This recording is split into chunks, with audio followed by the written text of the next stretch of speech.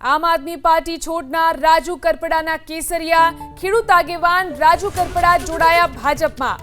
મહામંત્રી અનિરુદ્ધ દવે તેમને કેસરીયો ખેસ પહેરાવ્યો। ભાજપમાં જોડાયા બાદ રાજુ કરપડાનું નિવેદન, પાર્ટી ટિકિટ આપશે તો ચૂંટણી લડીશ, ભાજપ કહેશે તો ચૂંટણી લડીશ, વફાદાર સૈનિકની ભૂમિકા ભજવીશ, લડવું કે ન લડવું તે પાર્ટી નક્કી કરશે।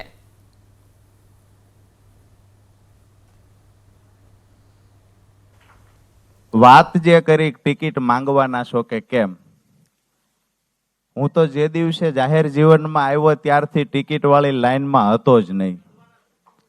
લડવાનું એ પાર્ટીમાં હતો, તે દિવસે પાર્ટીએ નક્કી કર્યું હતું ને અહીંયા શું તો આ પાર્ટી નક્કી કરશે। જે પાર્ટીમાં છીએ ત્યાં વફાદાર સૈનિકની ભૂમિકા અદા કરવી એ મારું કામ છે।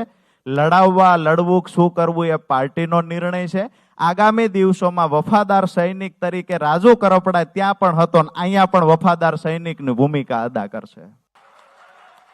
આવનાર દિવસોની અંદર જે લોકો પણ આજે જે પાર્ટીમાં હું હતો, આજે દુઃખ સાથે કહેવું પડે છે કે મેં 5 વર્ષ મફતમાં હાથીપણું કર્યું, અમારા ખેડૂતોની ભાષામાં કહીએ તો બદલામાં જે મળ્યું છે એ પણ ગુજરાતના ખેડૂતોએ જોયું છે। મારી વાત તો એટલી છે કે હું કોઈ પાર્ટીના મેન્ડેટ પર ચૂંટાઈને મેં પાર્ટી છોડી દીધી હોય તો મારા પર આક્ષેપ થવો જોઈએ। મેં તો મફતમાં હાથીપણું કર્યું હતું, શું કામ મારા પર આક્ષેપ કરો છો? અમારા ખેડૂત સંગઠનને મજબૂત બનાવી આવનાર દિવસોમાં ખેડૂતોના જેટલા પણ પ્રશ્ન છે એને વાચા આપી અને આજ ભારતીય જનતા પાર્ટીની સરકાર પાસે ખેડૂતોના કામ થાય ને એ અપેક્ષા સાથે આજ ભારતીય જનતા પાર્ટીનો ખેસ ધારણ કર્યો છે। પોતાનો ચહેરો ચમકાવવા માટે કે પોતાના રાજકીય રોટલા શેકવા હોય તો વિપક્ષમાં રહીને ચમકાવી શકાય, ચહેરો રાજકીય રોટલા શેકી શકાય, સહાનુભૂતિનો લાભ મેળવી શકાય, રોજ નવી નવટંકી કરી શકાય। પણ રાજુ કરપડા માટે નવટંકી કે ચહેરો ચમકાવવો વિશેષ નહોતો, મારા માટે વિશેષ એ હતું કે મારા ખેડૂતોના પ્રશ્નનું નિરાકરણ કેમ આવે, કેમ કરીને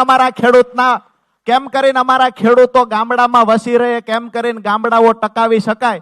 તો સરકારની સાથે મળી અને સરકારની જે સાચી અને સારી યોજનાઓ છે એને દરેક ખેડૂતના ખેતર સુધી પહોંચાડીએ, ખેડૂતને લાભ અપાવીએ અને આવનાર દિવસોના જે પ્રશ્ન ખેડૂતના હશે એ સરકારમાં રજૂઆત કરીને સરકાર થકી ખેડૂતોના પ્રશ્નોનું સોલ્યુશન લાવશું। આ સપના સાથે આજે ભારતીય જનતા પાર્ટીમાં જોડાયા છીએ।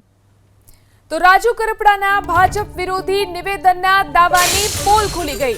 ભાજપ વિરુદ્ધ જોરદાર બોલનાર રાજુ કરપડા આખરે જોડાયા ભાજપમાં જ।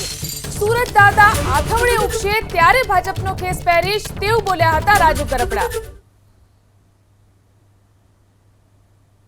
કોઈ પણ કરે કે રાજુ કરપડાને તો આમ કરશું, ભાજપમાં લઈ લેશું, લોકડું ઢીકડું કરી લેશું, એને કહીએ છીએ સુરત દાદા ઉગમણા ઉગવાની બદલે જેથી આથમણા ઉગે ને તેથી સમજો કે રાજુ કરપડા ભાજપનો ખેસ પહેરે।